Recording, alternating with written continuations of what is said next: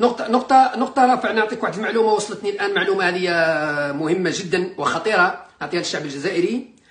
معلومة اللي وصلتني الآن: اعتقال 25 جزائري في مدن شمالية في المغرب، في مدن المدن اللي تم اعتقالهم: مدينة تطوان، ومدينة طنجة، ومدينة مرتيل، ومدينة الفنيدق.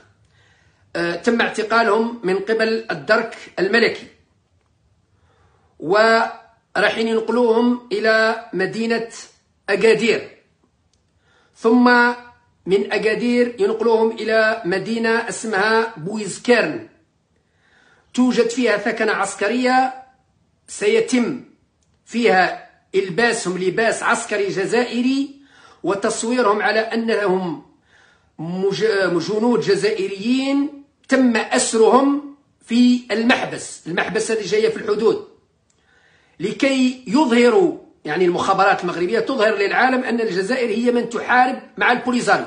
معلومة خطيرة إذا كانت صحيحة. أنا نقول وصلتني معلومة الآن وإحنا على المباشر، إذا كانت صحيحة فهي خطيرة، ونضع المخزن المغربي أمام مسؤوليته. يريد أن يورط الجزائر ويشوه صورة الجيش الجزائري أمام وسائل الإعلام العالمية. إذا نقول لهم المؤامرة تاعكم مكشوفة ومفضوحة. اعتقال 25 جزائري في كل من مدينة تطوان، مدينة طنجة، مدينة مرتيل، ومدينة الفنيدق. 4 مدن. اعتقال 25 جزائري ونقلوهم إلى مدينة أكادير، ثم راح ينقلوهم إلى الجنوب إلى الحدود على جدار العار على مدينة المحبس. إذن هذه المؤامرة خطيرة، يريدون من خلالها توريط الجيش الجزائري اتهامات باطلة أن الجيش الجزائري عناصر من الجيش الجزائري يشاركوا مع البوليزاريو.